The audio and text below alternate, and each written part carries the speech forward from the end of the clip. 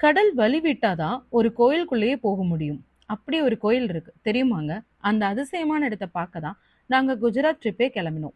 ஹைதராபாத்ல flight land ஆனதும் முதல்ல இந்த பிரம்மாண்டமான சிவன் சிலையை பார்த்து மனசுக்குள்ள அவ்வளோ ஒரு அமைதி கிடைச்சதுங்க.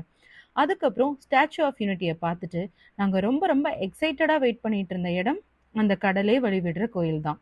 ஏன்னா தினமும் ஒரு குறிப்பிட்ட நேரத்துல கடல் உள்வாங்கும். அந்த உள்வாங்குற நேரத்துல தான் கடலுக்குள்ள நடந்து போய் அங்க இருக்கிற சிவலிங்கங்களை தரிசனம் பண்ண முடியும்.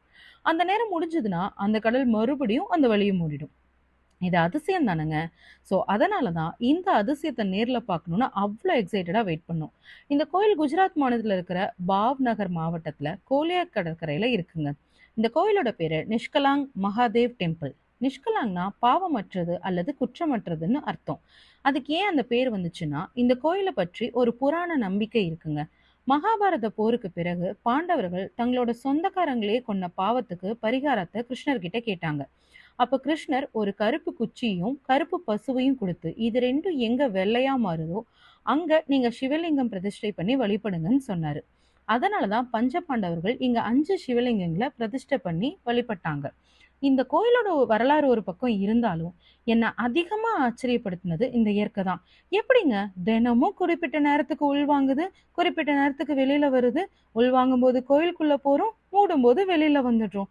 இன்னைக்கும் என்னால அது மறக்க முடியாத அனுபவங்க. நாங்க போன நாளும் அப்படிதான். 2024 பிப்ரவரியில அந்த நேரத்துக்கு நாங்க போகும்போது கடல் கரெக்டா உள்வாங்க ஆரம்பிச்சிருச்சு. அதனால சீக்கிரமா போய் தரிசனம் பண்ணிட்டு வந்துட்டோம். உண்மையாவே அது ஒரு மறக்க முடியாத அனுபவங்க. அப்புறம் இன்னும் கொஞ்சம் கொஞ்சம் டிப்ஸ் சொல்றேன். கடலுக்குள்ள செருப்பு போட்டு போகாதீங்க. கடல் உள்வாங்கறனால தரை கொஞ்சம் வழுக்கும். ஒருவேளை மறந்து செருப்பு போட்டு போயிட்டீங்கன்னா அங்க இருக்கிற உள்ளூர் மக்கள் பாதுகாப்பா அதை பாத்துக்குவாங்க. திரும்பி வரும்போது வாங்கிக்கிங்க. முடிஞ்சா உங்களுக்கு ஒரு சின்ன டிப் கொடுத்தா சந்தோஷப்படுவாங்க. அங்க இருக்கிற உள்ளூர் கலைஞர்கள் சின்ன சின்ன வாத்தியங்கள் வாசிப்பாங்க. விருப்பம் இருந்தா கொஞ்ச நேரம் நின்று என்ஜாய் பண்ணுங்க. நாங்க அவங்க கூட சேர்ந்து டான்ஸ் பண்ணி ரொம்ப என்ஜாய் பண்ணோம். இன்னொரு அழகான விஷயம், கடல் உள்வாங்குற நேரத்துல பறவைகள் அங்க வரும். முடிஞ்சா அவங்களுக்கு கொஞ்சம் உணவு வாங்கிட்டு போங்க. அந்த காட்சியை பார்க்கவே ரொம்ப அழகா இருக்கும். நீங்களும் இந்த இடத்துக்கு போறீங்கன்னா அந்த கோயிலுக்கான டைம் சார்ட்டை ஒரு தடவை வெரிஃபை பண்ணிக்கோங்க. ஏன்னா கடல் வழிவிடுற நேரம் தினமும் மாறலாம். லோக்கல் கைட் கிட்டயோ டூர் ஆர்கனைசர் கிட்டயோ கன்ஃபார்ம் பண்ணிட்டு போனா இன்னும் ஈஸியா இருக்கும். நாங்க போனது ஆரா டூர்ஸ் அண்ட் டிராவல்ஸ் மூலயமா. அவங்க சரியான டைம் பிளான் பண்ணியிருந்ததுனால இந்த அனுபவத்தை நாங்க முழுசா உணர முடிஞ்சது.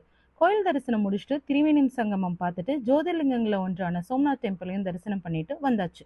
மொத்தத்துல இந்த குஜராத் ட்ரிப் எங்களுக்கு இயற்கையும் ஆன்மீகமும் சேர்ந்த ஒரு மறக்க முடியாத பயணமா இருந்துச்சு. உங்களுக்கும் இதே மாதிரி ஏதாவது ஸ்பெஷல் பிளேசஸ் தெரிஞ்சா, அது கோயிலா இருந்தாலும் சர்ச்சா இருந்தாலும் மாஸ்கா இருந்தாலும் கமெண்ட்ல ஷேர் பண்ணுங்க.